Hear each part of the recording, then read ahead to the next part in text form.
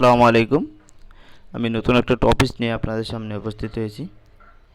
আমরা মোবাইলে অনেকেই বিভিন্ন ধরনের অ্যাপস ইউজ করে থাকি, কিন্তু অনেক সময় দেখা যায় যে ফিক্সড কিপস স্টাফিং অ্যামোনট লেখা আসে এবং অ্যাপসটা ইনস্টল করলে আর অ্যাপসটা কাজ করা যায় না। ওপেন করবেন, কাজ করতে পারবেন না, এমন প্রবলেম হয়ে থাকে। যদি আপনাদের কোনো মোবাইলে অ্যাপসে এমন প্রবলেম হয়ে থাকে তাহলে এটা কীভাবে সলভ করবেন, আমি আজ ফিক্সড কিপস স্টাফিং এই প্রবলেমটা নিয়ে একটা অ্যাপসের উপরে সলভ করে দেখাবো। আপনাদের মোবাইলে যদি কখনো এমন সমস্যা হয়ে থাকে তাহলে এভাবে সেম ওয়ে আপনারা এটা সলভ করতে পারবেন। এর জন্য ফার্স্ট আপনাকে যে কাজটা করতে হবে, আপনার মোবাইলে যে সেটিং অপশন আছে, ফার্স্ট সেটিং অপশানে ক্লিক করে দিবেন। সামনে এমন একটা ইন্টারফেসে চলে আসবে, আপনি নিচের দিকে আসবেন।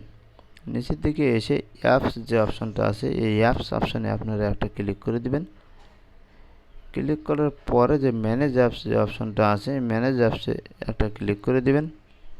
আপনার মোবাইলে থাকা সব অ্যাপস এখানে শো করতে থাকবে।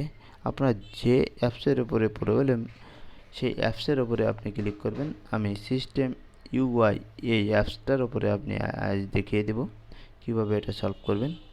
এটা আপনি ক্লিক করবেন, এমন একটা ইন্টারফেস আসবে। দেন নিচের দিকে আপনি এখানে ক্লিয়ার ডাটা একটা অপশন দেখতে পাবেন, এর উপরে আপনি ক্লিক করে দিবেন। এখন যদি আপনি এটা ওকে করে দেন তাহলে আপনার এই অ্যাপসের ভিতরে যত ডাটা আছে সবগুলো চলে যাবে। দেন আপনাকে যদি অ্যাপ পারমিশন না দেওয়া থাকে তাহলে অ্যাপ পারমিশনটা আপনি এখানে দিয়ে দিবেন। আর যদি অ্যাপ পারমিশন না চায় তাহলে প্রয়োজন নাই। এভাবে আপনার মোবাইলে যদি কোনো অ্যাপসে ফিক্সড কিপস স্টেপিং লেখা থাকে তাহলে সলভ করতে পারবেন। আশা করি ভিডিওটা আপনাদের একটু হলেও হেল্পফুল হবে। থ্যাংক ইউ অল, আল্লাহ হাফেজ।